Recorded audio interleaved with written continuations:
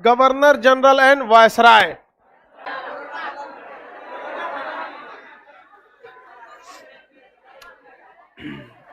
सब लोग लाइव वाले गुड मॉर्निंग आप लोगों को। बाबू गलती करने के हम इंतजार में हैं, करे सब गलती।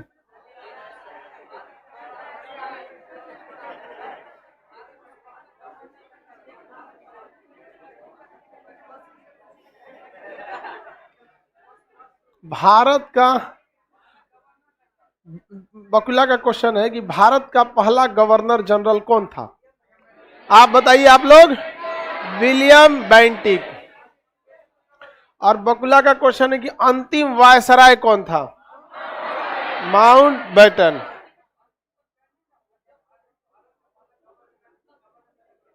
हाँ, अंतिम वायसराय कैनिंग कैसे हो जाएगा? वो तो पहला वायसराय होगा। हाँ, पहला ना होगा वायसराय। वायसराय माने चमचा। चमचा कब आए सब? जब पिटाया 1857। कौन पिटाया था? कैनिंग। पहले वो था गवर्नर जनरल, तन के चलता था, जो हम ही हैं। ऊंचाया 1857 में, वायसराय हो गया। तो अंतिम गवर्नर जनरल कैनिंग, पहला वायसराय। समझ में गया? तो काहे कंफ्यूजन में हो जाता है बकुला? लाइव वाले लोग बाबू थोड़ा सा एक आध सेकंड का बफरिंग था, सही हो गया। कभी कभी फ्लैक्चुएट कर जाता है, बैंडविड्थ में प्रॉब्लम आ जाती है कभी कभी, एक आध सेकंड के लिए आप लोग का। चलिए अब आगे हम लोग पढ़ते हैं, लोग वायसराय के बारे में याद करना चालू करते हैं। अब आपका जो पोर्शन है बाबू हिस्ट्री का, आप खुद समझ जा रहे हैं, अब आपका याद करने वाला पोर्शन है। कंसेप्ट तो आपको पढ़ा दिए कि नहीं पढ़ा दिए? अब आप कॉन्सेप्ट उसको अच्छे से देखेंगे। एक गांधी युग का एक सीक्वेंस था, विदेश में क्रांतिकारी आंदोलन का एक सीक्वेंस था, सबका एक पैरेलल सीक्वेंस चलते चलते आपको पढ़ा दिए कि नहीं पढ़ा दिए? अब आपको याद करने हैं उन सब चीजों को जो रैंडमली बिखरा था। जैसे वायसराय, ये बार बार आए हैं, सब एक जगह याद कर लेते हैं। कांग्रेस अधिवेशन कई बार हुआ है, याद कर लेते हैं। एक जगह पत्रिकाओं को याद कर लेते हैं। ये जितनी चीजें हैं, इसको रैंडम जो बिखरा है उसको याद कर लेते हैं। अब आपका पोर्शन बचा हुआ है याद करने वाला, जिस ससुरा हमको पढ़ाने का जिसको मने नहीं करता है, जिसमें समझाना ना हो उसको हमको पढ़ाने में अच्छा ही नहीं लगता है। ऐसा लगता है ना कि जैसे हम आप लोगों को ठग रहे हैं। लेकिन क्या कीजिएगा, वो भी पढ़ाई का हिस्सा है। और जब खूब कॉम्प्लिकेटेड टॉपिक रहे, समझ में नहीं आए, उसको समझाने में जब समझा देते हैं और सब लड़का एकदम हरिहरा जाता है, तो लगता है हाँ शांति मिला एकदम, उसमें अच्छा लगता है। पहला वायसराय, अंतिम वायसराय, ये लगता है ये सरकारी स्कूल के मास्टर है। फीलिंग नहीं आता है पढ़ाने का। पढ़ाने का मजा कब? एकदम भयानक टॉपिक हो, समझे में नहीं आए, अब उसको समझाओ एकदम। क्वांटम फिजिक्स हो गया, इलेक्ट्रोमैग्नेटिक्स हो गया, मॉडर्न फिजिक्स, लड़की सबको समझे में नहीं आता है, आता है। और जिसको लड़का सबको भी नहीं समझाओ, जब समझ जाता है सब, तब वो सब एकदम कहता हाँ।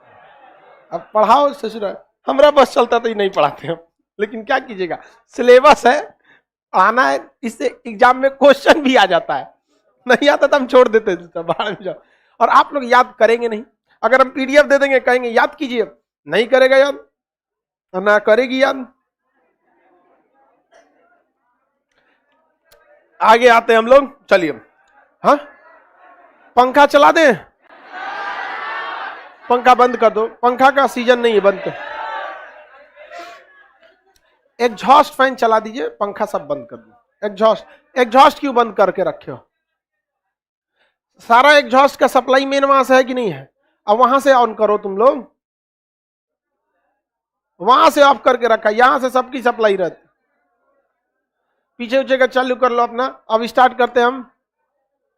सर आप धुंधला दिख रहे हैं।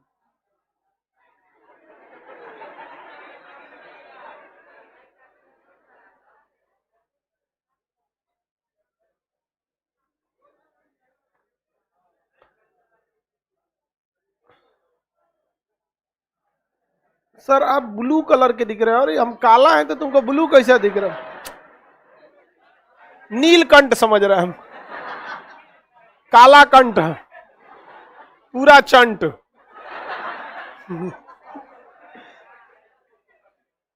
चलो ध्यान से देखते हैं हम लोग। लड़की सबको लगता है कि हम बस इन्हीं सबको बोलते हैं, लड़का सबको ही बोलते हैं। अरे हम खुद को नहीं छोड़ते हैं तो तू लोग को कहां छोड़ेंगे। अब हम लोग वायसराय याद करना चालू करते हैं। बी सीरियस बाबू, इससे एक क्वेश्चन आपके एग्जाम में पक्का चिपका देता है, और अगर इससे नहीं चिपका तो कांग्रेस से चिपका लो। एक ना एक आपको जो भी खुदरा एग्जाम होते हैं, ग्रुप डी, खलासी, चपरासी, गैंगमैन, इस सब में एक एग्जाम इसमें पक्का देता है। आगे हम लोग आते हैं, क्योंकि आप लोग बिहार की पृष्ठभूमि से आते हैं, ज्यादातर लड़के जो हैं वो मिडिल फैमिली से आते हैं, वरना हम आपको क्या बताएं, जो रणनीति होती है बीपीएससी के लिए, उस रणनीति में बहुत इजी होता है वहां उसको निकालना।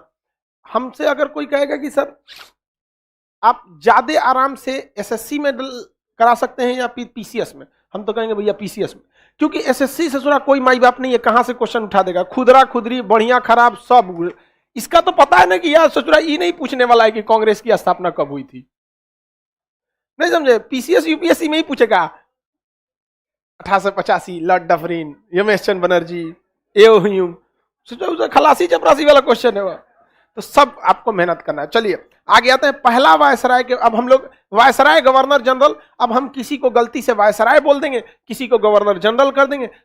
अब आप इसको नहीं पकड़िएगा क्योंकि हम आपको पहले पढ़ा दिए। तो पहले सबसे पहले आ जाता है कौन सा, Robert Clive. Robert Clive Bengal का पहला गवर्नर रॉबर्ट क्लाइव। ऐसा इसको क्यों बनाया गया, क्योंकि इसी ससुरे को पलासी की लड़ाई में बुलाया गया था। कितना होशियार था, मीर जाफर को क्या कर लिया, मिला लिया, और सिराजुद्दौला को क्या कर दिया, मरवा दिया। अब मीर जाफर को हटा के किसे बनाया था, कासिम। कासिम निकला होशियार, राजधानी कहां ला दिया, मुंगेर ला, गोला बारूद का कारखाना, दस्तक प्रणाली को समाप्त कर दिया। तो मीर कासिम को क्या कर दिया, हटा दिया। एग्जाम में हटाना शब्द की जगह अपदस्थ लिखेगा, मतलब पद से हटाना अपदस्थ, क्या कहलाता है, अपदस्थ, अपदस्थ कहलाता है। मार्च के समय में, अभी कितना महीना चल रहा है, नवंबर चला, आप मार्च अप्रैल में देखिएगा जिस तरह से आर्मी मिलिट्री कू म्यांमार में हुआ था, मार्च में वैसे ही मिलिट्री कू आपकी पाकिस्तान में होने जा रहा है। बहुत जल्दी वहां मिलिट्री कू होने जा रहा है वहां पे, समझ में आ रहा है कि नहीं। अब मिलिट्री कू हो जाए चाहे कुछ भी हो जाए, म्यांमार में सेना ने क्या कर लिया, तख्ता पलट, और वहां सेना करने जा रही है। ये भारत के लिए अच्छा नहीं है, क्योंकि सेना जब तख्ता पलट करती है तो अपना वर्चस्व दिखाती है, और सेना वर्चस्व युद्ध में ही दिखा सकती है। ससुरा भारत की ओर टॉर्चर करने लगता है, लेकिन कोई दिक्कत नहीं ससुरा, मूस मोटैयन, लोढ़ा हुईन, हाथी घोड़ा थोड़े हुईन। चलिए आगे समझते हैं। तो रॉबर्ट क्लाइव क्या था, बंगाल का पहला गवर्नर, बंगाल का पहला गवर्नर रॉबर्ट। याद कीजिए, ये बक्सर का युद्ध खुद नहीं लड़ा, पलासी की लड़ाई में खुद गया, बक्सर के युद्ध में गया, 3-3 गो आ रहा है सब, तो किसके भेजा था, हेक्टर मुनरो। किसे भेजा, हेक्टर मुनरो।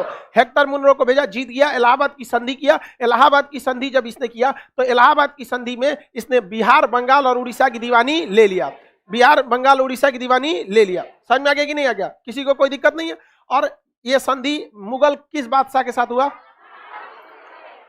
हाँ, शाह आलम द्वितीय। किसके साथ हुआ था, शाह आलम। शाह आलम द्वितीय ने इलाहाबाद की संधि के तहत 1765 की इलाहाबाद की संधि के तहत बिहार, बंगाल और उड़ीसा की दीवानी किसे सौंप दी, अंग्रेजों। अब ध्यान से समझिए आप, यहाँ पर अंग्रेज सबसे पहले बनाए थे सब मीर जाफर को, मीर जाफर को हटा के बनाए सब मीर कासिम। अब मीर कासिम को हटा के फिर क्या हुआ, मीर जाफर को बनाए सब, लेकिन मीर जाफर तो वहां का नवाब हो गया।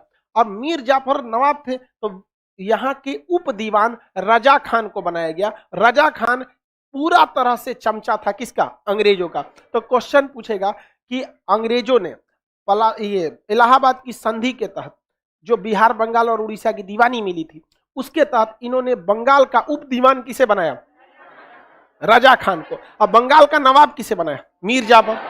हालांकि मीर जाफर को तो बक्सर की लड़ाई से पहले ही नवाब बना दिया गया, उसको हटाया गया, तभी ना कासिम भड़क गया। कासिम भड़का क्यों, हाँ, उसे पद से हटाया गया। तो जनवीन बात है कि नवाब कौन बना था, मीर जाफर। लेकिन पलासी की, सॉरी, इलाहाबाद की संधि के द्वारा बंगाल का उप दीवान किसे बनाया गया, राजा। मिर्जा रजा खान देगा तो आप बस रजा खान बोलिए, समझ में आ गया कि नहीं आ गया, किसी को कोई दिक्कत है। तो बंगाल में द्वैध शासन किसने किया, रॉबर्ट क्लाइव। शासन की जिम्मेदारी दे दिया मीर जाफर। अब पैसवा की जिम्मेदारी रजा खान, किसे, रजा खान। तो नवाब हो गए मीर जाफर, उप दीवान हो गए रजा, उप दीवान रजा। पैसा की जिम्मेदारी रजा, प्रशासन मीर जाफर। पैसवा कौन ले जाता था, किसको देता था? रॉबर्ट क्लाइव अंग्रेज थे उस समय, रॉबर्ट क्लाइव ही नेतृत्व कर रहा था। रॉबर्ट क्लाइव के पास सारा पैसा आ गया, वो कुछ दे देता था, रे जफरा ले चो, सारा पैसा कौन ले गया? राजा खान तो कलेक्शन का काम करता था, राजा खान सारा पैसा कलेक्ट करता था। नियम के हिसाब से अगर द्वैध शासन नहीं रहता, नियम के हिसाब से राजा खान पैसे कलेक्ट करके किसे देना चाहिए? मीर जाफर। अभी पैसे कलेक्शन का जिम्मेदारी वित्त मंत्रालय निर्मला सीतारमन जी का, वो कलेक्ट करके भारत सरकार को देती है। तो उस समय राजा खान को किसे देना चाहिए था? मीर जाफर। लेकिन वो ससुरा किसे देता था? अंग्रेज। हाँ अंग्रेज। उस समय अंग्रेज में कौन था? रॉबर्ट। वो किसको देता था? तनीसा जाफर को, ले जफरा यहाँ पे लेके अपने चल जाता था सारा पैसा। देखिए ये अंग्रेज कैसे, जाफर को जब अंग्रेजों ने पहली बार पलासी की लड़ाई में घूस देकर मिलाया तो जाफर यही कहता था कि हम आपको बहुत सारा धन दौलत देंगे। लेकिन जाफर से ज्यादा धन देने लगा कासिम। जाफर को साइड किया, कासिम को लाया, लेकिन कासिम ठहरा योग्य। कासिम ने चला गया मुंगेर, तो मुंगेर में मीर कासिम को हटाकर फिर किसे लाया गया? मीर जाफर। अब मीर जाफर को लाया गया तो कौन सा युद्ध हो गया? बक्सर का युद्ध। बक्सर के युद्ध में इलाहाबाद की संधि हुई, द्वैध शासन हुआ, नवाब बनाया गया मीर जाफर को और उप दीवान बनाया गया रजा खान। सारा पैसा कौन ले गया? रजा खान। पहुंचा दिया अंग्रेजों को। पहले मीर जाफर अंग्रेजों को गिफ्ट देते थे, अब अंग्रेज मीर जाफर को चंदा देने लगे, लो बेटा काम चलाओ, बाल बच्चा पालो, हम निकले यहां से इंग्लैंड, गुड नाइट। समझ में आ गया कि नहीं? तो उप दीवान किसे बनाया गया? तो बंगाल में द्वैध शासन किसने लाया था? Robert Clive. तो इसमें लिखा हुआ है कि नहीं? तो पहला गवर्नर लिखा है ना रॉबर्ट क्लाइव, इसने बंगाल में द्वैध शासन लगाया। तो वहां आप अगर अपनी सहूलियत से एक और चीज लिखना चाहें तो ऐसे लिखा हुआ है, क्या लिखा है भाई? Robert Clive. क्लाइव यहां लिखा है, क्या लिखा है भाई इसमें? बंगाल में द्वैध शासन। बंगाल में होगा ना इसे द्वैध शासन, द्वैध शासन। अब आप यहां ऐसे लिख सकते हैं, नवाब कौन था? मीर जाफर। और उप दीवान रजा खान। प्रशासन कौन देखता था? और वित्त व्यवस्था रजा। हो गया कि नहीं? आप इस तरह से चाहे तो लिख सकते हैं।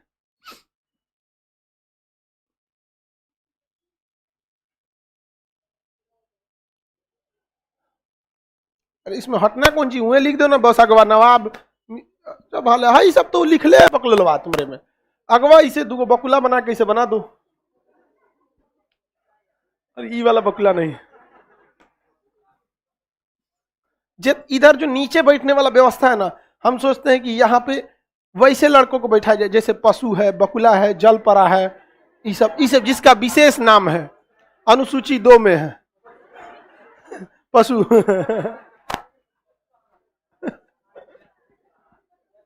आगे बढ़े। द्वैध शासन का मतलब क्या होता है? द्वैध शासन का मतलब होता है कि जब प्रशासन कोई और करे, पैसा कोई और ले जाए, इसी को क्या कहते हैं? द्वैध शासन। कौन शासन? द्वैध शासन। आपके घर में भी द्वैध शासन होगा, पैसा कमा के लाएंगे पिताजी और अंदर प्रशासन चलेगा माता। कौन सा शासन चलता है? द्वैध। सारा मेहनत करते हैं कौन? पिताजी। और 2 मिनट में मम्मी शांत कर, आपको बुद्धि है जी जब बेचारा चुपचाप लगा जाते हैं। मेरी मम्मी भी सुना देती है पापा को कभी कभी ऐसे, अब बेचारा चुप लगा जाते हैं। हमसे कहते हैं देख रहे हो, हम कहते हुआ काहे नहीं बोले, तो कहे कौन जाएगा बारूद में चिंगारी लगाने जो बोलते हैं मान लो। यहाँ पर बहुत उन लोग में तो कभी कभी हम लोग भी लड़वा देते लोग, देखे ना पापा ऐसे कह रहे थे, हाँ ऐसे हम लोग भाई लोग बैठ के एकदम देख चल रहा है अपना, हम सही तो तुम सही। आगे बढ़ते हैं। लेकिन बंगाल में कौन सा हो गया भाई? द्वैध शासन। किसने किया? रॉबर्ट। याद रहेगा, किसी को कोई दिक्कत नहीं। आगे अब दूसरा आते हैं Warren Hastings. Warren Hastings Bengal का अंतिम गवर्नर और बंगाल का पहला गवर्नर जनरल वारेन हेस्टिंग। इसने कई सारे काम किए थे, लेकिन एग्जाम में जो काम आता है तो मतलब उसके हिसाब से आपने इसमें दिखा हुआ है। इसके समय पिट्स इंडिया एक्ट आया था। क्या आया था? Pitt's India. कौन आया था? Pitt's India. और टैक्स कलेक्ट करने की जिम्मेदारी दी गई थी कलेक्टर को। किसे दिया गया था? कलेक्टर को। तो कलेक्टर का काम होता है टैक्स को कलेक्ट करना। धीरे धीरे कलेक्टर को प्रशासन भी दिया गया, तो उस कलेक्टर को डिस्ट्रिक्ट मजिस्ट्रेट यानी डीएम भी कहने लगा। तो डीएम एक अलग चीज होता है, कलेक्टर एक अलग चीज होता है, लेकिन आज के वक्त में दोनों की जिम्मेदारी एक ही को दे दी गई है, इसलिए उसको डीएम भी कहिए या फिर कलेक्टर भी कहिए। एग्जाम आपको आईएएस का देना पड़ेगा। समझ में आ रहा है कि नहीं आ रहा है? किसी को कोई दिक्कत नहीं है? तो कलेक्टर पीठ इंडिया एक्ट आया, टैक्स वसूलने की जिम्मेदारी किसे दे दी गई? कलेक्टर को दे दी गई। किसके समय? Warren Hasting. इसके समय मदरसा में पढ़ाई के लिए मदरसा अधिनियम भी आया गया था। लिखा है कि नहीं रहा? मदरसा अधिनियम आया। कौन सा अधिनियम आया? मदरसा अधिनियम आया। इसके समय पहला मराठा युद्ध हुआ, प्रथम। अब देखिए, प्रथम आंग्ल मराठा युद्ध कहेंगे, इतना लंबा की कहने की क्या जरूरत है? आपको आंग्ल मराठा युद्ध भी पढ़ा दिए हैं, पढ़ा दिए कि नहीं पढ़ा दिए? मराठों के साथ आंग्ल मराठा युद्ध भी हुआ था, आपको पढ़ा दिए। तो पहला मराठा युद्ध, तो इसमें करण है प्रथम आंग्ल मराठा युद्ध। तो पढ़ते के समय आप क्या याद रखेंगे? प्रथम मराठा, द्वितीय मैसूर, प्रथम मराठा, द्वितीय मैसूर, प्रथम द्वितीय मैसूर, प्रथम मराठा, द्वितीय। याद रहेगा। मदरसा अधिनियम किसके समय आया? वारेन हेस्टिंगस के, वारेन हेस्टिंगस के। मदरसा अधिनियम वारेन हेस्टिंगस। कह रहा है कि यह बंगाली तथा अरबी भाषा का अच्छा जानकार था। उस समय लिटरेचर बहुत चलता था। आप खुद देखिए ना, राजा राम मोहन राय को फारसी भी जानते थे, अंग्रेजी भी जानते थे, बंगाली भी जानते थे, हिंदी भी जानते थे। तो पहले लिटरेचर बहुत होता था। आज के वक्त में लिटरेचर उतना प्रभाव नहीं रख गया। तो ये अरबी का भी जानकार था, बंगाली का भी जानकार था, लेकिन इस ससुरा घोटाला बहुत किया था भारत में बैठ के। 2G स्पेक्ट्रम घोटाला, कोलगेट घोटाला, राफेल घोटाला, इस टाइप का खूब घोटाला किया। लंदन गया तो इसके ऊपर महाभियोग लगाया गया। किसके ऊपर? Warren Hastings. बहुत घोटाला किया, लेकिन महाभियोग की प्रक्रिया बहुत जटिल होती है। दोनों सदनों से पारित करना होता है। एक सदन से पारित हुआ, दूसरे से नहीं हो गया, इस ससुरा क्या हो गया? बच गया। तो इस पर महाभियोग लाया गया था, लेकिन महाभियोग को इसने क्या कर दिया? पारित नहीं हो पाया। किसके खिलाफ? Warren Hastings.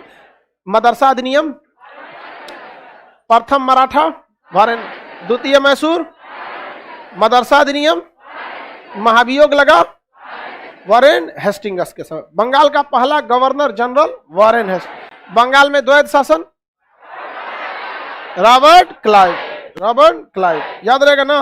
मदरसा अधिनियम, टैक्स वसूलने की जिम्मेदारी कलेक्टर को दिया गया, वारेन हेस्टिंगस। समझ में? इसके बाद कौन आएंगे? कार्नवालिस।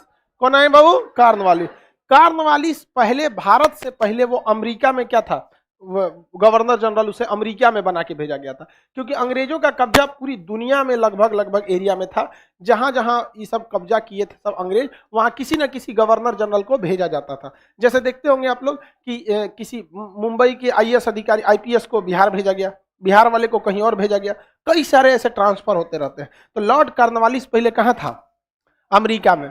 अमेरिका में संभाल रहा था। और ये है आपका ब्रिटेन। यहाँ से इससे पहले कहाँ भेजा गया था? अमेरिका। अमेरिका वाला घेर लिया सब उसको, और मूल निवासी घेरा सब वहां का। अब मूल निवासी वहां का 7 फीट क्रिस गेल की तरह होता है सर, रेड इंडियन बोलते हैं। बड़ी मार मारा था सब कार्नवालिस को, उलाट पलाट के मुंह हाथ फोड़ दिया पूरा। जहां तहां से मुंह फूटा था, 2-3 ईंटा से कूच दिया था, सब मुड़ी उड़ी बेहोश हो गया। खटिया पर टांग के इसको इंग्लैंड लाया गया था। बाद में मरहम पट्टी हुआ इसका, बताया बहुत मारा है सब। अब ना जी तो नौकरी करे, कहा कि ना तुमको नौकरी करना होगा। दूरदर्शी था ये, लेकिन तनी ढीठ टाइप का था। वो पकड़ के कूच दिया सब वहां पर। अमेरिका वाला पहले ही आजाद हो गया सब। बड़ी मार मारा था सब इन लोग को यहाँ पर, अमेरिका वाला। तो इसको वापस कहाँ भेजा गया? भारत। तो भारत ये आइए नहीं रहा था, कर देना दूध का जला लस्सी फूक के पीता है। तो इसको भारत भेजा गया सिखा के कि देखो भारत में शासन करना कुछ नहीं है। जब तुम्हें लोगों की जरूरत पड़े, जैसे चुनाव का समय हो, या देखो कि माहौल खराब हो रहा है, तुम्हारे खिलाफ लोग आ रहे हैं, तुमसे लोग सवाल पूछ रहे हैं कि महंगाई क्यों है, तुमसे लोग सवाल पूछने लगेंगे हमारे ऊपर इतना अत्याचार क्यों है, तुमसे सवाल पूछेंगे कि टैक्स ले जा रहे हो, सड़क क्यों नहीं बना रहे, तुमको कुछ नहीं करना है, हिंदू मुसलमान कर देना है। केवल और केवल क्या कर देना है? हिंदू। क्या इतना से हो जाएगा? तो कहा हो जाएगा। आते हिंदुओं के लिए अलग कानून, मुसलमानों के लिए अलग कानून बना दिया, और आज भी लागू है। आज भी हिंदू के बहुत, मैरिज एक्ट मुसलमान का अलग, हिंदू एक्ट अलग। इनकम टैक्स में भी एक हिंदू के लिए एक प्रिविलेज मिलता है कि ज्वाइंट हिंदू फैमिली के लिए एक इनकम टैक्स में भी है। तो कहीं इनको फायदा, कहीं उनको फायदा। मुसलमान लोग को एक जगह फायदा होता है ब्याह में। अब वो गड़बड़ होने वाला है। समझ में आ गया कि नहीं आएगा? अब वैसे भी आप इस्लाम धर्म में देखिए या हिंदू धर्म में, तो अभी के वक्त में समाज में जागरूकता आ रही है। अब कोई भी दो विवाह को एक सम्मान के नजर से नहीं देख रहा है। अब हर इंसान चाह रहा है हम दो, हमारे दो, एगो बैकअप में रहे, मरवरा जाए तो एगो संभाल ले। समझ में आ गया कि नहीं आ रहा है? तो इस टाइप में ऐसे हो रहा है। तो इस आते पहले क्या किया, हिंदू कोड और मुस्लिम कोड कर दिया, जिसका नाम रखा कार्नवालिस कोड। क्या रखा? कार्नवालिस। तो हिंदुओं के लिए अलग और मुसलमानों के लिए क्या कर दिया, अलग कानून बना दिया। किसने? कार्नवालिस।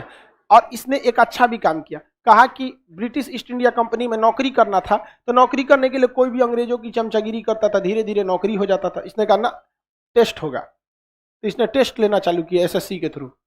उस समय एसएससी नहीं था, उसे कहा गया नागरिक सेवा। क्या कहा गया? नागरिक सेवा। तो आपको नौकरी के लिए आपको क्या करना पड़ेगा, चमचागिरी की कोई जरूरत नहीं है। अगर आपको नौकरी करना चाहते हैं तो आपको क्या करना पड़ेगा, एग्जाम देना पड़ेगा। किसी को कोई दिक्कत नहीं है?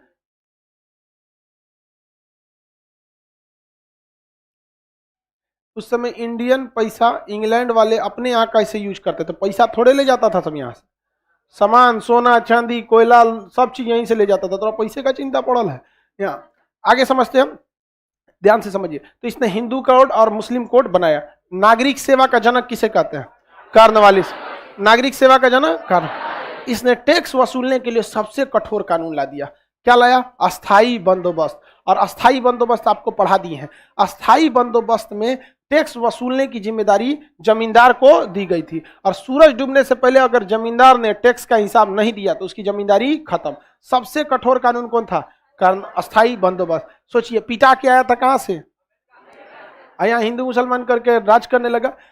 इसकी यहीं पे ये मरियो गया, यहीं पर उत्तर प्रदेश, ये गाजीपुर जिला है, बिहार और यूपी का बॉर्डर है। बक्सर से उधर जाएंगे तो आपको क्या मिल जाएगा? गाजीपुर। इधर आएंगे तो क्या मिल जाएगा? बक्सर। तो गाजीपुर के पास इसकी क्या हो गई? मृत्यु हो गई। वहां गाजीपुर में इसने बहुत बड़ा अफीम का कोठी बनाया था, गोदाम।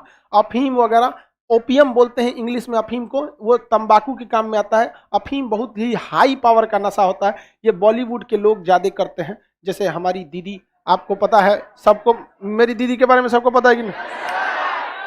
मेरे चाचा के बारे में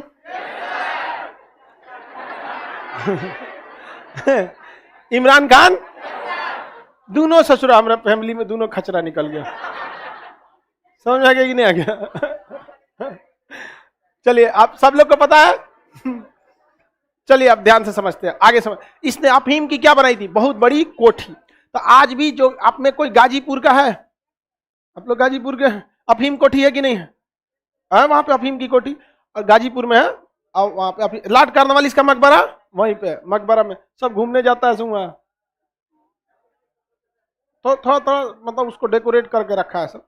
तो लॉर्ड कार्नवालिस का मकबरा गाजीपुर, अफीम की वो गोदाम बनाया है गाजीपुर में। आगे बढ़ जाए, बढ़ जाए, बताइए। पीट्स इंडिया एक्ट, बकलवा कार्नवालिस बोलता है, वारेन हेस्टिंग। नागरिक सेवा का जनक, अस्थाई बंदोबस्त, दरोगा का पद कार्नवालिस, दरोगा पद मकबरा इसका है। भारत से पहले कहां था? हाँ, अमेरिका। आगे बढ़ जाए, इसके बाद आता है वेलेजिली। कौन आया? वेलेजिली, लॉर्ड वेलेजिली। बंगाल का शेर वेलेजिली, बंगाल का शेर वेलेजिली। इसने दिमाग लगाया और इसने ला दिया क्या चीज भाई? तो सहायक संधि। आपको पढ़ा चुके हैं सहायक संधि के बारे में, पढ़ाए कि नहीं पढ़ाए? सहायक संधि सबसे पहले अंग्रेज लाए थे या फ्रांसीसी? कौन सा फ्रांसीसी सबसे पहले लाया था सहायक? डुप्ले। किसने लाया था? तो सहायक संधि का जनक डुप्ले, सहायक संधि का जनक डुप्ले।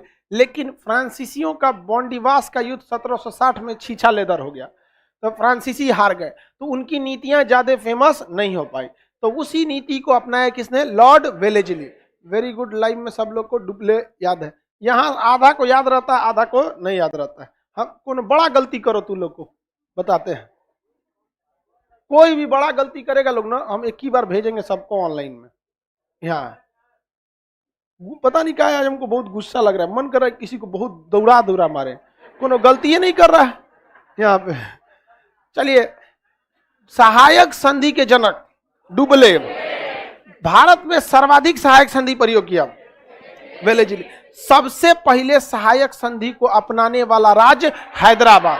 कौन था? हैदराबाद। सहायक संधि के तहत अंग्रेज अपनी सेना किसी भी राजा के महल में भेज देते थे, उसकी सहायता के नाम पर तथा उसके सैनिकों को ट्रेनिंग के नाम पर, और वो उसके अंदर रहते रहते किसी को पैसा पे मिला लेते थे सब, या धीरे धीरे हर गुप्त सूचना दे देते हैं, और एक वक्त आता था कि ये क्या कर लेता था, उस पर कब्जा कर लेता। सहायक संधि सबसे पहले स्वीकार किया हैदराबाद।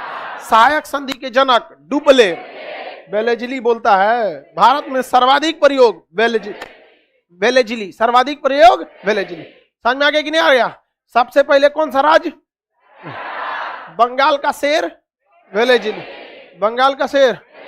इसने अपने समय बंगाल में किसी भी तरह के विद्रोह को पनपने ही नहीं दिया, हालांकि इसने शिक्षा पर भी जोर दिया था। बंगाल में इसने कई सारे कॉलेज की भी स्थापना कराया था यहाँ पर, जिसमें फोर्ट विलियम कॉलेज सबसे फेमस है। बताइए, फोर्ट विलियम के किला जब बनाया गया था किसके समय में? सिराजुद्दौला। फोर्ट विलियम का किला सिराजुद्दौला। और उस समय रॉबर्ट क्लाइव आया, पलासी का युद्ध किया। पलासी के युद्ध का कारण ही था फोर्ट विलियम के किला पर सिराजुद्दौला का हमला और ब्लैक होल की घटना। बदले में ही ना रॉबर्ट क्लाइव को मद्रास से कहां भेजा गया? बंगाल। और वहां जाके उसने क्या कर दिया? पलासी का युद्ध। पलासी का युद्ध उसने धोखे से जीत लिया। धोखे से जीता था कि नहीं जीता? आप बताइए, पूछते हैं आपसे सवाल, किस युद्ध को धोखे से अकबर ने जीता था?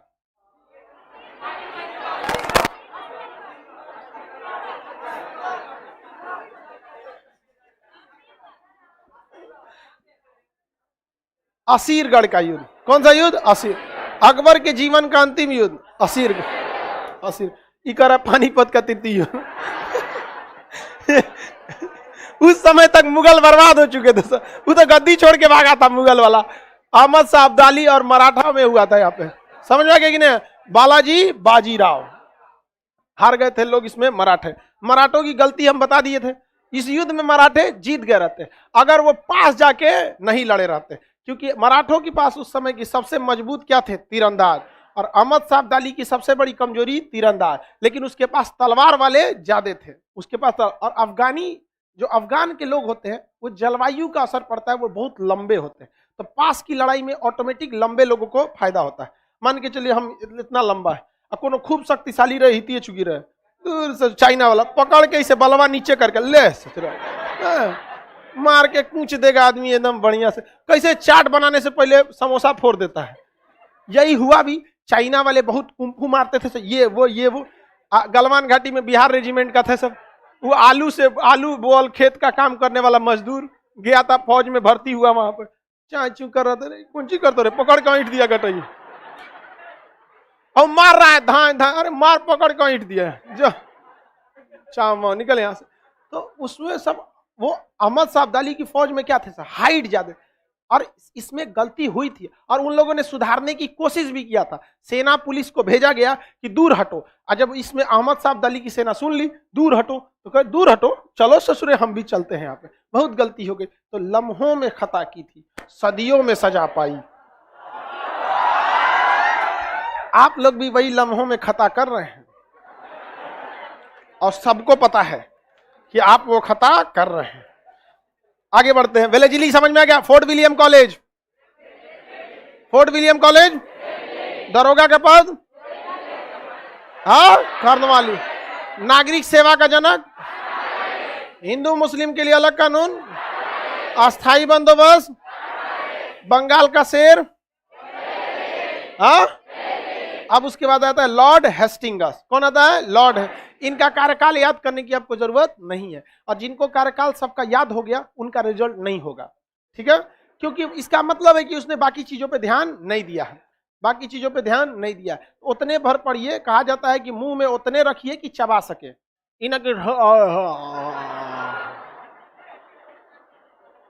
उतने भर रखिए, क्या कर सके? चबा सके। लॉर्ड हेस्टिंगस, इसके समय कौन सा हुआ? नेपाल युद्ध। कौन सा युद्ध? नेपाल। अब इसमें कंफ्यूजन में मत पड़, देखिए दो गो संधि हुआ था। संगोला का संधि, तीसरा पेशवा बालाजी बाजीराव। ने अंतिम छत्रपति साहू जी के मृत्यु के बाद कर लिया और पूरा संगोला यानी पूरा गोला अपने कर लिया। और संगोली की संधि नेपाल के साथ हुई थी। संगोला संगोली अंतर रहेगा, वहां संगोला आपको बता चुके हैं, यहाँ क्या है संगोली। संगोली की संधि के तहत नेपाल के राजा ने अंग्रेजों की अधीनता स्वीकार कर ली। तो ये किसके समय हुआ? Lord Hasting. वारेन हेस्टिंगस, गड़बड़ा जाएगा, लॉर्ड हेस्टिंग। और लॉर्ड हेस्टिंगस के समय एक और का अंत हुआ था, बता सकते हैं? पिंडारियों का। किसका अंत हुआ? पिंडारियों का अंत हुआ। आप बताइए बाबू, पिंडारी किस साम्राज्य के छोटे टुकड़ी थे? मराठा साम्राज्य। संगोली की संधि के तहत कौन सी हुआ जी? अब बोल रहा है मराठा, लेट हो गया। संगोली की संधि के तहत अंग्रेजों ने किसे हरा दिया? नेपाल को हरा दिया। अंग्रेजों की अधीनता किसने स्वीकार कर लिया? पिंडारियों का अंत किसने किया? Hastings. Warren Hastings, Lord Hastings. इसके समय मद्रास में कौन सी व्यवस्था आई थी? रैयतवाड़ी। कौन सी व्यवस्था? रैयतवाड़ी। इसने शिक्षा पर कितना खर्च किया था? 1 लाख। ये शिक्षा वाला क्वेश्चन पॉलिटी में पूछेगा आपका, अधिनियम के तहत। यहाँ पे 1813 में हुआ था, शिक्षा पर 1 लाख का जो खर्च हुआ। आगे देखते हैं हम लोग विलियम बेंटिक। इसके बारे में आपको पहले से पता है कि नहीं? पहले बताइए पूरे। अब यहाँ पे ये लिखा ही नहीं है, आप मटेरियल में देखेंगे लाइव वाले भी, तो विलियम बेंटिक में लिखा है इसने सती प्रथा का, इसने कहीं नहीं लिखा है यहाँ पर कि ये भारत का पहला गवर्नर जनरल और बंगाल का अंतिम गवर्नर जनरल। बंगाल का अंतिम गवर्नर जनरल विलियम बेंटिक, अब भारत का पहला गवर्नर जनरल विलियम। ये हम थोड़ी ना यहाँ बताएंगे, अब वहां बता चुके। इसने कई सारी कुप्रथाओं को खत्म किया, जिसमें सबसे खराब कुप्रथा थी सती प्रथा। कौन सी प्रथा? सती प्रथा। तो सती प्रथा का अंत किया था। हालांकि अन्य सारी प्रथाओं को भी जो गलत प्रचलन थे उन्हें भी खत्म किया, लेकिन सबसे फेमस कौन सी प्रथा थी? सती प्रथा। जला देता था सब सीधे आपको। सती प्रथा का अंत किसने किया? ठगी प्रथा का अंत विलियम बेंटिक। शिशु बलि पर रोक, शिशु हत्या पर रोक विलियम बेंटिक। ठगी प्रथा तो आज भी धीरे धीरे क्या है? चालू ही है। ठग दो किसी को यहाँ पर, लेकिन उस समय कुछ ज्यादा ही था ठगी प्रथा। आज भी देखिएगा आपके मोहल्ला में, गांव में कोनो मदारी सांप लेके जाएगा, उसका मुख्य उद्देश्य सांप नहीं है, वो पहले भीड़ जुटा रहा है सांप दिखा के यहाँ पर, और उसके बाद उसको कुछ अंगूठी बेचेगा। और किसी का हाथ देखेगा, किसी महिला को देखिए, और उसके बाद उसका भविष्यवाणी बताएगा। कैसे? पैसा आपके घर आता है लेकिन बचता नहीं है। यार ये पूरी दुनिया का कहानी है। कहेगा आप सब सही है, आपको किसी से द्वेष नहीं है, लेकिन सब आपसे जलता है। अरे यार, अपनी गलती और अपना पीठ किसी को नहीं दिखता है। झगड़ा में सब दूसरे को बोलते, एक बाबा बाबा बाबा, तो बाबा बेच देंगे कुछ ना कुछ पत्थर उत्थर ले जाए, हम 500 रुपया दीजिए और बाबा एक ऐसा पत्थर देंगे कि उसको दिखा दीजिए तो पति बेहोश हो जाएगा। ऐसा कुछ नहीं। तो पहले ठगी प्रथा बहुत ज्यादा चलता था। समझ में आ गया कि नहीं? सर हम भी ठगाए हैं। आगे बढ़ते। ठगी प्रथा का अंत विलियम बेंटिक। सती प्रथा का अंत, इसके बाद आता है लॉर्ड डलहौजी। भाई आधुनिक भारत का निर्माता या आधुनिक भारत का जन्मदाता, आधुनिक भारत का जनक किसे कहा जाता है? डलहौजी। आधुनिक भारत का नक्षत्र राजा राम मोहन राय। राजा राम मोहन राय। देखो उधर से कौन सी बोली थी? डलहौजी। अब बोलेंगे तो कहेंगे सब कि हम बोलते हैं। बोलिए कि नहीं बोलिए? बोलिए। आधुनिक भारत, देखो एक और ये गलत हो गया।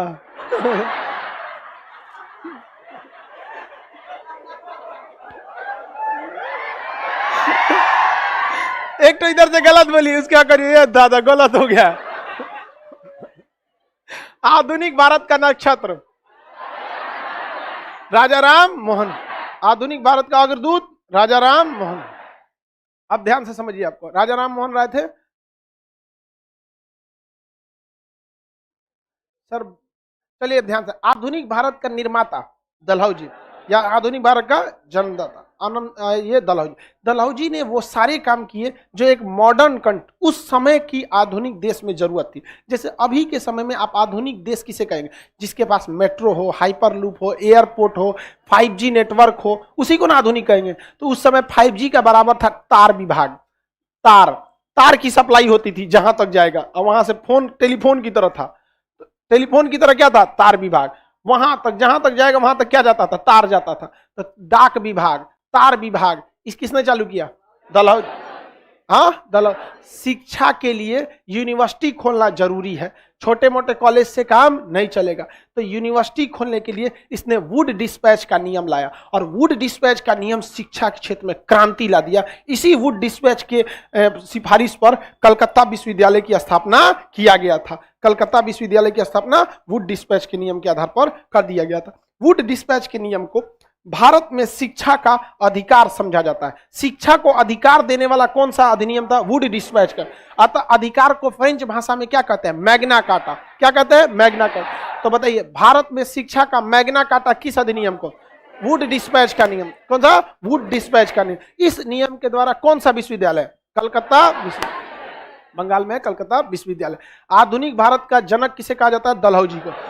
संचार विभाग के तहत इसने डाक व्यवस्था को सुदृढ़ किया, इसने तार व्यवस्था को सुदृढ़ किया, इसने शिक्षा को बढ़ावा देने के लिए क्या किया? वुड डिस्पैच का नियम लाया। कौन सा नियम लाया? Wood dispatch. लोगों के अंदर पढ़ाई की जागरूक हो गए।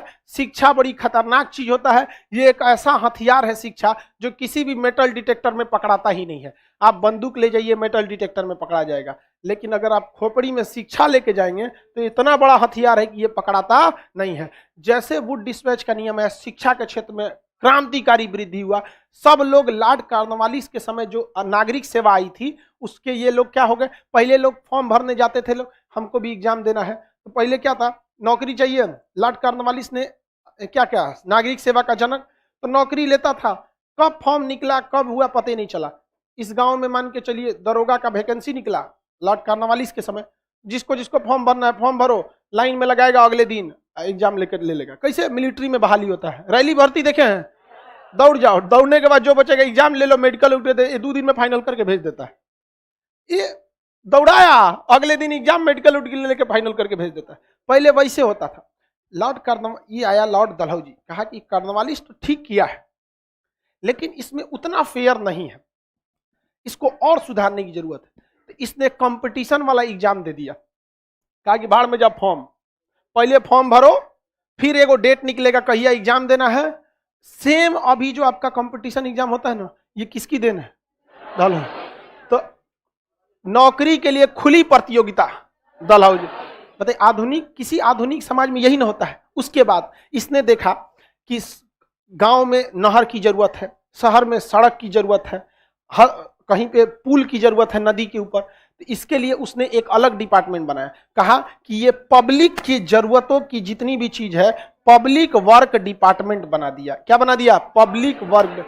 आज भी भारत में जितना पुल, सड़क, नहर देखेंगे PWD के ही अंडर में आएगा। किसकी देन है? ये सेंट्रल गवर्नमेंट इसके मालिक होते हैं। और जितना छोटी सड़कें होती हैं, छोटी पुलिया, छोटा बांध होता है, वो RWD के अंदर होता है, रूरल वर्क डिपार्टमेंट। और ये पब्लिक वर्क डिपार्टमेंट। समझ में आ गया कि नहीं आ गया? तो राज्य सरकार किसे कंट्रोल करती है? RWD। और सेंट्रल गवर्नमेंट PWD। बताइए, आधुनिक भारत में उस समय की ये बात है जब ट्रेन किसने चलाया था? ट्रेन दलहौजी। 1853 में दलहौजी ने। सोचिए 1853 का बात है। कौन? ये उस समय इतना चीजों को दलहौजी ने किया। दलहौजी ने कहा यहाँ के राजा महाराजा लोग शासन में अड़ंगा ला रहे हैं, जिसको जैसे मन वैसे हड़प लिया। हड़प नीति किसने लाया? हड़प नीति दलहौजी। जिसको जैसे मन वैसे हड़पा था। झांसी की रानी कहा कि इनके पास बहुत खजाना है, पैसा वैसा भी ज्यादा है। कहा कि इनमें देखो क्या दिक्कत है। तो झांसी की रानी की जो विवाह हुआ था, इनके पति 2 साल में ही मृत्यु हो गए थे। अब चूंकि हिंदू धर्म में आज भी दूसरी शादी रेयर ही देखी जाती है, अमूमन नहीं, बहुत कम होता। वो अलग बात है कि भैया एहू में है सब जो 2 शादी कर लेता है, बट ये रेयर ही देखने को मिलता है। तो झांसी की रानी ने दूसरी शादी नहीं की थी, इनकी कोई संतान नहीं थी, अतः इन्होंने बच्चे को गोद लिया था। तो दलहौजी ने कह दिया गोद लिया हुआ बच्चा आपका संपत्ति नहीं संभाले। कुंवर सिंह से कहा कि जमींदारी खत्म, नाना साहब से कह दिया पेंशन खत्म, बेगम हजरत महल से कहा आपका शासन अच्छा नहीं है, अपने 2 सिक्किम को हड़प लिया। काका है कहा हमारा 2 डॉक्टर घूमने गया था सब, वहां आप लोग उससे अच्छा से इज्जत नहीं दिए लोग। अरे डॉक्टर है, दामाद थोड़े है। यहाँ कुछ समय बाद दामाद जब फूफा बनता है तो उसका भी वैल्यू खत्म हो जाता है। समझ में आया कि नहीं आ गया वहां पे? तो उसने क्या किया, जैसे मन वैसे क्या किया, भारत को हड़पा था। सबसे पहले उसने हड़पा सतारा को। हड़प नीति के तहत सबसे पहले किसे हड़पा गया? महाराष्ट्र के सतारा, महाराष्ट्र के सतारा। और याद कीजिए यही महाराष्ट्र का सतारा है जो भारत छोड़ो आंदोलन 1942 समानांतर सरकार 2 जगह बना था, सतारा में और बलिया में। चीतू पांडे बलिया, और सतारा में नाना पाटिल, नाना साहेब नहीं, नाना जी पाटिल। उन्होंने क्या किया, समानांतर सरकार बना दिया। तो होता है भाई, तो सतारा को इसने सबसे पहले हड़पा था। याद रखिएगा, पूछता है सबसे पहले हड़प नीति के तहत किसे हड़पा? सतारा को। तो ऐसे हड़प लिया। इसने बहुत सारा ससुरा काम किया, राज्यों को हड़पा, पूरी तरह से क्या किया, अपने अंडर हड़पा। रेलवे डिपार्टमेंट बनाया, पीडब्ल्यूडी में सड़क बना दिया, तार विभाग, डाक विभाग, शिक्षा विभाग, वुड डिस्पैच का नियम, खुली प्रतियोगिता, सारा काम किसने कर दिया? लॉर्ड डलहौजी। किसने किया? बहुत खतरनाक शासक था। और भारत के लोग डलहौजी से पूरा बिखिया गए थे। तो डलहौजी के बाद आया कैनिंग। पिटा गया कौन? कौन पिटा गया? कैनिंग पिटा गया। समझ में गया नहीं? बताइए, नागरिक सेवा का जनक करना, लेकिन खुली प्रतियोगिता, खुली प्रतियोगिता डलहौजी, खुली प्रतियोगिता। आगे बढ़े, वुड डिस्पैच का नियम डलहौजी। भारत में शिक्षा का Magna carta Dalhousie, Dalhousie. Wood dispatch का। कलकत्ता विश्वविद्यालय की स्थापना किसने, किस आधार पर? Wood dispatch. आगे बढ़ जाते हैं, बकलवा बढ़ जाएगी। इसके बाद कौन आएगा? Lord Canning. देखिए, कैनिंग के समय बेचारा पिटा गया। सारा गलती कौन किया? पिटा कौन गया? हाँ, देहात में वो कहावत कहा जाता है, खेत चरे गधा लात खाए जोला। सुने कि नहीं? हाँ? दूसरे का इल्जाम दूसरे पे थोप देता है। तो देहात वाला एक से कहावत बना के रख ले रहता है। आप में ज्यादातर बच्चे देहात के ही होंगे। आगे देखते हैं, देहात वाला बड़ी खुशी होकर बोलता है हाँ सर देहात के हैं। तो लॉर्ड कैनिंग जब आया तो लॉर्ड कैनिंग बेचारा कुछ ज्यादा गड़बड़ किया नहीं था। इसके समय मेन गलती ये हुआ कि बेस फील्ड की जगह इसने क्या ला दिया? Enfield rifle. और रियल में वहां पर गाय और सुअर की चर्बी मिली थी। गाय की चर्बी इसलिए कि वो इजीली अवेलेबल थी, उसको गाय बड़ी होती है। और अमूमन देखिए, गाय पालते सब हैं, गाय के प्रति आस्था तब तक ही है जब तक वो दूध दे रही है। ये एक बहुत ही कड़वा सच है कि गाय बेचने से पहले उसको आस्था नहीं समझ में आती है जब तक वो कटती नहीं है। चोर बाजार में एक बार लोगों का डिस्कस था। देखिए, चोर बाजार में अमूमन चोरी का सामान नहीं बिकता है, लेकिन हाँ वहां पे सेटल कर दिया जाता है, तो थोक सामान में बेचा जाता है। तो कई बार ऐसा बात हुआ। तो एक बार झारखंड में एक जगह है 3 पहाड़, दुमका कोई है, वहां 3 पहाड़ एगो स्टेशन है, वहां चोरी का मोबाइल बहुत बिकता है, जामतारा के दुमका में। वहां पे तो एक बार पुलिस का वहां पे बहुत छापा पड़ा था। तो एगो चोर ने बड़ा सॉलिड जवाब दिया था कि यहाँ बेचने से प्रतिबंध लगा रहे हैं ना, इससे ज्यादा अच्छा रहता कि चोरी ही मत होने दीजिए। यहाँ आ रहा है तब न बेच रहे हैं, जब चोरी नहीं होगा तो बिकेगा कहां से? तो गाय में समस्या ये है ना कि गाय जिसकी है जब बूढ़ा हो जाता है, गाय जब 3-4 बच्चा देने के बाद अब गाय काम लायक नहीं बचती है वहां पे, तो फिर वो उसको बेचता है। उसको पता है कि कहां ले जा रहा है, कहां ले जा रहा है पता है कि नहीं।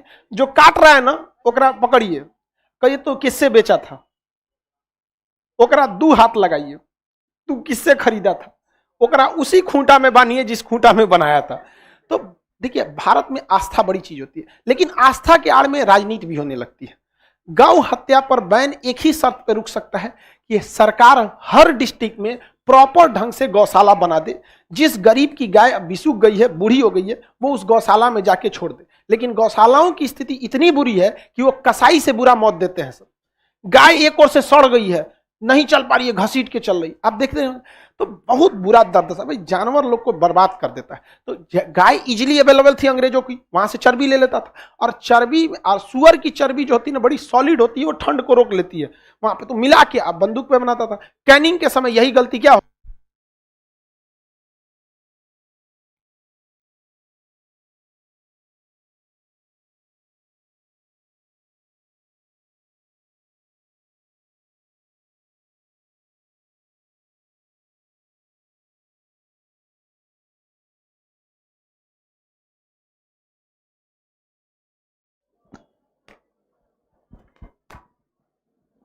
वॉइस गायब हो गया सर।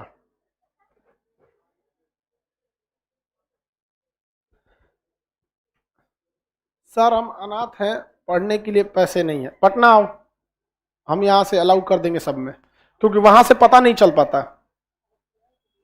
ठीक है चलिए, ऐसे ना ऑनलाइन में पता नहीं चल पाता है, सही बोल रहा है कि झूठ बोल रहा है, यहां आएगा प्रॉपर डॉक्यूमेंट चेक कर लेंगे। मिसयूज भी बहुत होता है, बहुत ज्यादा, और ये चोट्टा सब मिसयूज कर करके सही लोगों का बहुत बड़ा हमारे पास दो चार ऐसे ऐसे लोग आए ना, देख के हमारा खून खोल जाता है वहां पर। हाँ पल्सर वाला एक मतलब एकदम भिखारी टाइप का आया था, और जब उसको अलाउ कर दिया अगले दिन पल्सर से आया। यार क्या बात करते हो यार, तो इतना गिरा हुआ काम नहीं करना चाहिए। उस दिन के बाद ना एक आदमी के दिमाग में एक डाउट होने लगा, कई बार आदमी ऐसे भी को मना कर दिया कि जो रियल में गरीब था, बाद में फिर पता चलता है कि हाँ चलो भाई इसको कर देना चाहिए, ये सब गलत बात है। चलिए अब आगे आते हैं। तो लॉर्ड कैनिंग के समय सबसे बड़ी गलती बेस फील्ड की जगह एनफील्ड ड्राइव, लेकिन उसकी कमी के चक्कर में सारा गुस्सा डलहौजी वाला किसके ऊपर उतरा? कैनिंग। आपातकालीन राजधानी कैनिंग ने किसे बनाया? इलाहाबाद। जबकि लॉर्ड डलहौजी ने शिमला को बनाया था। लॉर्ड डलहौजी ने कहां बनाया? शिमला। गर्मी के दिन में वो कहां चल जाता था? शिमला चल जाता था। गर्मी के दिन में शिमला चल जाता था। ये इतना ना कूचा है कि शिमला जाता था मेरठ होके जाना था कुछ देता सब वहीं पे। तो सारा चीज यहां हो गया। हम आपको 1857 की क्रांति पढ़ा दी है, ठीक है, दोबारा उसको नहीं बताएंगे, बस इतना समझिए कि लॉर्ड कैनिंग के समय 1857 की क्रांति आई, जिसके कारण अगले वर्ष 1 नवंबर, कब? 1 नवंबर 1858, 1 नवंबर 1858 फिर इलाहाबाद की घोषणा हुआ। यहां संधि नहीं हुआ, इलाहाबाद घोषणा पर किसने पढ़ा? Lord Canning. Lord Canning. Bharat का शासन किसे दिया गया? इंग्लैंड के राजा को। लेकिन 1876 में किसे दे दिया गया? रानी को। किसे दे दिया गया? रानी को। इंग्लैंड के राजा को ज्यादा वैल्यू की रानी को? हाँ रानी, क्योंकि इंग्लैंड की रानी किससे फसल थी? हॉलैंड के राजा से। कहां से? हॉलैंड के राजा। तो इंग्लैंड के लोग कहते हैं हम रानी को जानते हैं, केकरा से फसल है हमको मतलब नहीं है, तो राजवा को वैल्यू नहीं देते हैं, क्योंकि वहां के लोग को पता है कि हमारी जो पहल की रानी थी वो इकलौती लड़की थी, और जाके केकरा से फंस गई? हॉलैंड के राजा विलियम ऑफ ऑरेंज। वो इंग्लैंड की क्रांति में पढ़ाएंगे, समझ में रहा है? बगुलो खूब खुश है, एक ले लो।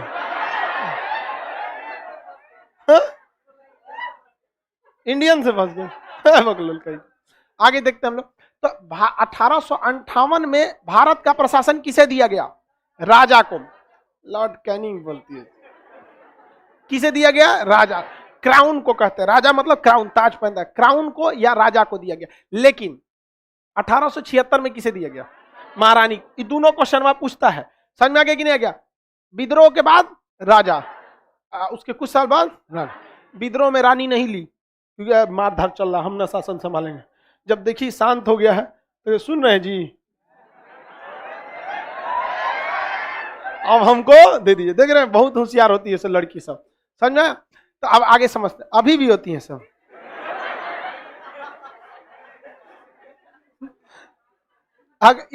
ये लॉर्ड कैनिंग के बारे में हो गया। कैनिंग के बारे में पढ़ा ही चुके हैं हर चीज। इसके समय बस इलाहाबाद घोषणा पत्र पारित हुआ। अब कहेगा पील कमीशन का गठन किसके समय हुआ? तो भैया 1857 की क्रांति के लिए पील कमीशन का गठन कैनिंग के समय हुआ था। 1857 की क्रांति से रिलेटेड कुछ पूछेगा, उसके आसपास सब किसको थमा दिया? Lord Canning. लॉर्ड कैनिंग समझ में आ गया कि नहीं आ गया? Lord Canning. इसमें और सारी चीजें हुई थी, इसमें देखते हैं लिखा है कि नहीं लिखा। लिखाई है लॉर्ड के। इसके समय क्या हो गया भाई? 1857 का विद्रोह हुआ। इलाहाबाद की संधि के तहत ईस्ट इंडिया कंपनी को क्या कर दिया गया? ईस्ट इंडिया कंपनी को समाप्त। इसमें जब पॉलिटी पढ़ाएंगे, सुनिए ध्यान, जब पॉलिटी, तो उस समय फिर आपको लॉर्ड कैनिंग के बारे में पढ़ाएंगे कि भारत में मंत्रिमंडल की स्थापना कैनिंग, विभागीय प्रणाली कैनिंग, आईपीसी की धारा कैनिंग, सीआरपीसी, आईपीसी सीआरपीसी कौन था? कैनिंग। तो वो हिस्ट्री से रिलेटेड तो है नहीं। आपका मन है तो आप लिख सकते हैं विभागीय प्रणाली आईपीसी की धारा, आपका मन है तो लिख सकते हैं। तो वहां पे चर्चा करेंगे कहां पे, पॉलिटी में, समझ में आ गया कि नहीं। और आपको एक और भी यहाँ पे 1857 की जब क्रांति खत्म हुई तो ब्रिटिश ईस्ट इंडिया कंपनी में रॉबर्ट क्लाइव ने क्या लगा रखा था, द्वैत शासन। सोचो 1857 की क्रांति में ब्रिटिश ईस्ट इंडिया कंपनी खत्म हो गया, तो भाड़ में जो सोचो तोरा द्वैत शासन कहां से बचल रहेगा, नहीं समझ में आ गया। और जब कंपनी खत्म तो द्वैत शासन है कि सिंगल शासन है, क्या मतलब, तो राजा ने रख लिया यहाँ पर। तो 1861 के समय इसमें कई सारी चीजें, तो जरूरी नहीं कि हर चीज आपको याद ही हो, मेमोरी भर जाएगा, कुछ दिमाग से भी लगाइए। कहेगा कि द्वैत शासन कब समाप्त हो गया, किसके, देखिए भाई पिटाया था 1857 में, 58 में राजा ले लिया, तो ईस्ट इंडिया कंपनी ने जितना कानून बनाया था सब खत्म, तो कैनिंग के समय द्वैत शासन समाप्त। विभागीय प्रणाली किसके समय है, कैनिंग। रजवा कहा कि तुम्हारा विभागीय, तुम्हारा विभागीय, तुम्हारा विभागीय, सब एक को दे देंगे तो ऐसे ही तांडव मचा देगा, समझ में आ गया कि नहीं। कैनिंग के विभागीय प्रणाली। आगे बढ़ जाते हैं, किसी को कोई दिक्कत नहीं। कैनिंग के बाद कौन आया था भाई, एल्गिन। इसके समय क्या हुआ था भाई, वहाबी आंदोलन हो गया था। वहाबी आंदोलन का केंद्र खत्म हो गया था। वहाबी आंदोलन का केंद्र, वहाबी आंदोलन का केंद्र पटना। अंग्रेजों सबसे सुव्यवस्थित संगठन कौन था, वहाबी आंदोलन, वहाबी आंदोलन था। ये अंग्रेजों के खिलाफ आवाज उठाता था। एल्गिन ने इसे क्या कर दिया, समाप्त कर दिया। इसके बाद कौन आया भाई, मेयो, इसको मार दिया था। मेयो के बाद लीटन, उसके बाद रिपन। इनके बारे में पहले आज समझ जाते हैं, चलिए ध्यान से। एल्गिन ने वहाबी आंदोलन का क्या कर दिया, समाप्त किया। एल्गिन वहाबी आंदोलन। पहला बताइए क्या पढ़े हैं आप, क्लाइव, क्लाइव पढ़े ना। उसके बाद वारेन हेस्टिंग, वारेन हेस्टिंग।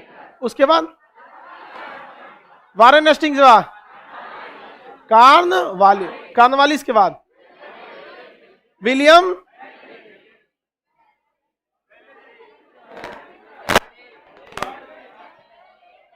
अरे यार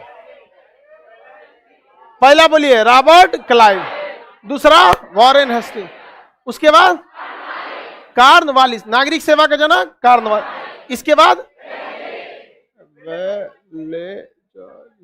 वेलेजली के बाद बस बैंटिक लिख दें, हाँ चलेगा। यहाँ पे लॉर्ड हेस्टिंगस बैटिंग का विद्रोह हुआ किसके समय, कैनिंग। उस विद्रोह की पृष्ठभूमि तैयार करके गया डलहौजी। एल्गिन आए, कुछ खास काम किए नहीं, यहाँ पर वहाबी आंदोलन का अंत कर दिया। आए मेयो, मेयो ने कई सारे सुधार किए, लेकिन मरा गए मेयो यहीं भारत में ही। कार्नवालिस भी यहीं मरा था, लेकिन इसे किसी ने मारा नहीं था। चलिए अब ध्यान से समझते हैं हम लोग। मेयो जो आया वो भारत में जनगणना करने के लिए सोचा। तो भारत में पहली बार जनगणना किसने चालू किया, मेयो। जनगणना मेयो, लॉर्ड मेयो, जनगणना मेयो, लॉर्ड मेयो 1872 में, 1872, 62 नहीं 72 में लॉर्ड मेयो ने चालू किया। इसने जनगणना चालू किया। और जब भारत की जनगणना गिनती करना चालू किया ना, तो इसको समझ में आया कि बहुत गलती काम कर दिए हम, बहुत ज्यादा है सब, इसको गिनना बहुत मुश्किल है। तो जनगणना किया, लेकिन आधे पर ही रोक दिया। तो जनगणना शुरुआत किसने किया, मेयो। मेयो जो था ये खतरनाक था, वायसराय तो कोई भारत के लिए अच्छे नहीं थे सब। तो लॉर्ड मेयो जो था ये अंडमान निकोबार में जेल बनवाया। अंग्रेजों ने भारत में सेलुलर जेल कहाँ बनवाया था, अंडमान। ये गया अंडमान निकोबार में, वहां पे सेना का निरीक्षण करने के लिए। तो उसमें एक अफगान का सैनिक था। तो अफगान वाले शुरू से उठपटांग होता है, मरखा शुरू से ही। उसका हिस्ट्री उठा के देखिएगा ना, चाहे उसका कुछ बबरे अफगानिस्तान से आया था, क्या शांति से जिया था, खुद से देखिए। कोई भी मतलब उल्ट से ससुरी अफगान का था, बिहार का। तो वो जो था बाबू ध्यान से समझिए, तो अफगान सैनिक था। अफगान सैनिक देखिए, दो चीज याद रखिए, दो आदमी लड़ाई को बड़ी गर्व से कहता है। हम तो तीन गो को समझते हैं। एक राजपूत लोग लड़ाई लड़ने को एकदम शान समझेगा, मार दें। एक पठान सब अफगानिस्तान वाला मार, और हरियाणा वाले जाट लोग मारधार में वो पीछे नहीं रहते। HR गाड़ी नंबर बदमाशा का क्षेत्र अब बताओ, बता देंगे तेने यार तेने मित्र। HR गाड़ी नंबर मतलब बदमाशा का क्षेत्र, मतलब HR मतलब हरियाणा। बिहार की गाड़ी पे BR लिखता है, गाना क्या है, HR गाड़ी नंबर। भाई उन लोग का खान पियन भी बहुत तगड़ा होता है। और जाट लोग सेना में नो डाउट, सरदार सब जाट सब बहुत है, सब रेजिमेंट भी है उन लोग का। अब तो मार धार में आगे ही रहता है। तो अफगान का था, अब मार करने में एकदम आगे, भाग गया ड्यूटी पे से। कीचड़ उचड़ पोत के आ गढ़ा में एगो सुतल था यहाँ पे। उसको पता था ये गढ़ावा हेल के यहाँ से जाएंगे लॉर्ड मेयो, तलवार लेके बैठल था वो गढ़ा में। लॉर्ड मेयो को घुमाने ले गया सब और घोंप दिया तलवार लॉर्ड मेयो में, मर गए बेचारे। कौन? Lord Mayo. जनगणना हो गया उनका अपने किसने मार दिया? Lord Mayo. अंडमान निकोबार में क्या दे दिया गया? फिर उसे फांसी दे दिया गया। अंग्रेजवा छोड़ने जाएगा। अब भाई आप वायसराय को मारे हैं जी, सबसे बड़का पोस्ट है अभी के राष्ट्रपति द्वारा, मार फांसी दे दिया गया। किसको? Lord Mayo. इसके बाद कौन आया? सर फांसी इसको काहे फांसी देंगे? अफगान जो मारा था सैनिक उसे फांसी दिया गया। ये तो मरिए गया आपका, दोबारा फांसी देंगे? Lord Lytton. सबसे खचरा अगर कोई था तो लॉर्ड लीटन था। सबसे खचरा लॉर्ड लीटन। ये बहुत ही भयानक खचरा था। इसने 1878 में वर्नाकुलर प्रेस एक्ट ला दिया। वर्नाक्यूलर प्रेस एक्ट ला दिया। ये तो पढ़ाई दिए हैं वर्नाकुलर। ये बताइए किस प्रेस ने इसका स्वागत किया था? हाँ पानी ऊपर करो जी। ये कोई तालिबानी है क्या?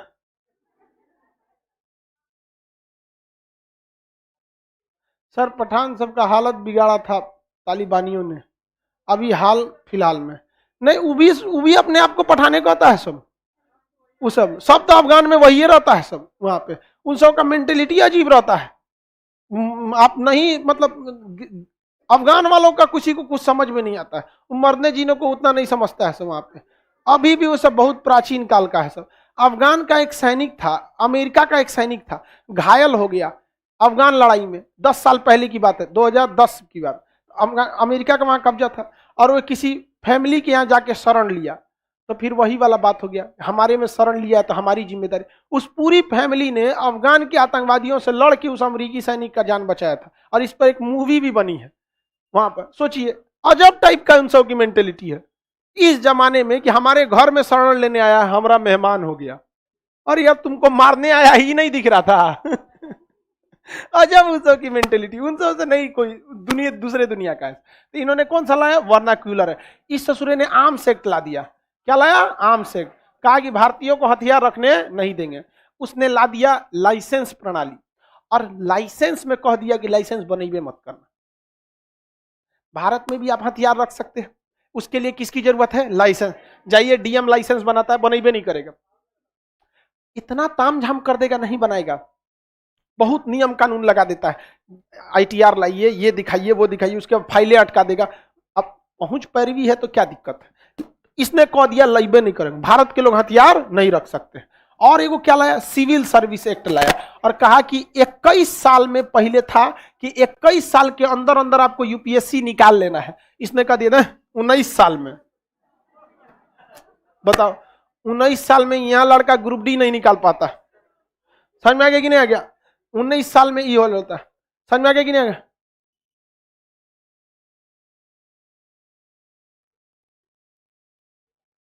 सिविल सेवा, हाँ 21 से घटा के कितना कर दिया? 19।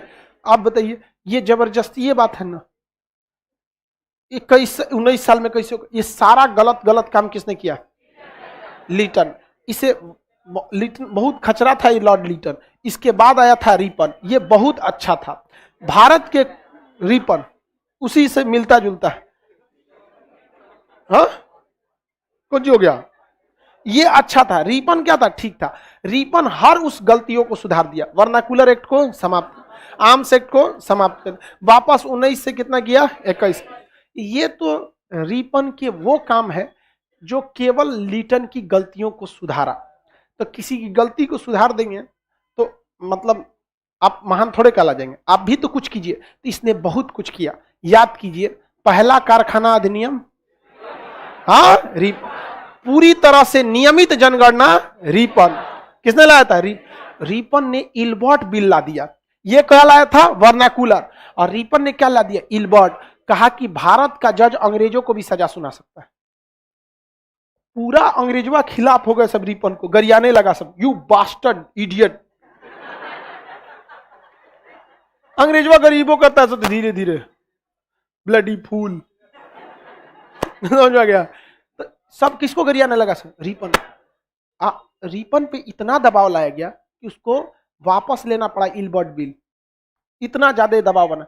इसको फ्लोरेंस नाइटिंगेल ने भारत का उद्धारक कहा कि इन्होंने भारत का क्या कर रहे हैं, उद्धार कर रहे हैं। बहुत बेहतरीन था लॉर्ड रिपन। लॉर्ड रिपन बहुत ही धार्मिक इंसान था, बहुत धार्मिक, ये भगवान से बहुत डरता था। तो ये कहता था कि हम इन पे अत्याचार नहीं करेंगे। गलत तो कानून लाया नहीं था। अंग्रेजों ने किसका विरोध किया, अंग्रेज सब गोरा गोरा होता है सब, इसलिए उसको श्वेत विद्रोह किया गया, गोरकन का विद्रोह, श्वेत विद्रोह किसके समय हुआ, रिपन। Ilbert bill, Ripon. आप बताइए, कारखाना अधिनियम, रिपन। पूरी पूर्ण जनगणना, रिपन। 1881 में पूर्ण जनगणना। पहला प्रेस, ये कारखाना अधिनियम, रिपन। कारखाना में काम करने के लिए तकनीकी शिक्षा चाहिए, तो शिक्षा को बढ़ावा देने के लिए, तकनीकी शिक्षा को शामिल करने के लिए इसने एक हंटर कमीशन भी बनाया था। तो हंटर कमीशन ससुरा दूगो, जलियांवाला बाग में भी हंटर और शिक्षा वाला भी हंटर। आप आंसर कैसे दीजिएगा, ऑप्शन के हिसाब से। समझ में आ गया कि नहीं आ गया? क्योंकि अगर कहेगा हंटर कमीशन किससे संबंधित है, तो ऑप्शन में देखेंगे जलियांवाला बाग और उसी के आसपास की घटनाएं दी रहेगी, तो आप उससे समझ जाइएगा। और अगर उससे लिखा रहेगा विश्वविद्यालय, सिंचाई, शिक्षा, वहां मार देंगे आप लोग। नाम एक ही है, इसका कोई ट्रिक नहीं रहेगा, आपको ऑप्शन के हिसाब से क्या करना पड़ेगा, डिसाइड करना। तो इसने बहुत सारे अच्छे काम भी किए थे, किया था कि नहीं किया था? तो पहला तो 3 गो सुधारा, वर्नाकुलर एक्ट खत्म किया, आर्म्स एक्ट खत्म किया, वापस इसको सही ले गया। तो ये तो सुधार था। अपने क्या क्या किया, तो 81 में इसने पूर्ण जनगणना, कारखाना अधिनियम, शिक्षा के लिए हंटर आयोग, ये लगले लगले है के साथ याद कर लेंगे। इसके अलावे इल्बर्ट बिल को पास करा दिया था। इसके समय क्या लाया था, इल्बर्ट। हालांकि पास होने दिया सब नहीं, लेकिन इसने दिया था कि भारत के लोग भी क्या कर सकते हैं, अंग्रेजों को सजा सुना सकते, अंग्रेजों को सजा सुना सकते। अगर ये इल्बर्ट बिल पास हो गया रहता तो यकीन मानिए भगत सिंह को फांसी नहीं हो सकती थी, क्योंकि वहां कौन बैठा रहता, भारतीय जज बैठा। और एक भारतीय जज था, उसने अपने पद से त्यागपत्र दे दिया, क्योंकि भगत सिंह की फांसी पर उसको नहीं बचा पाया था। समझ में आ गया कि नहीं? हैदर नाम था, हैदर करके कुछ था, हैदर अली तो वो नहीं था, बस हैदर खान, हैदर या हैदर खान करके ऐसे था वहां पे। और उसने एक ही जज था। अब बताइए 4 जज में एगो जज से क्या मतलब होता है, 3 एक के तो फैसला से सुनाइए देगा, 2 गो रहता तब ना रोक देता। उसने पूरी कोशिश किए थे वहां पे बचाने के लिए, लेकिन भगत सिंह को नहीं बचा पाए, तो उन्होंने क्या दे दिया, त्यागपत्र दे दिया, बाढ़ में जाए सोचा ऐसा नौकरी। अच्छा काम किया। देखिए भारतीयों ने जहां हद तक उन लोगों ने सोचा है भारत को उस समय की स्थिति में, लेकिन आज आप 2021 में बैठ के कह दीजिएगा कि आजादी भीख में मिला है, इस तो नहीं। चलिए आगे कल समझेंगे। साल याद रख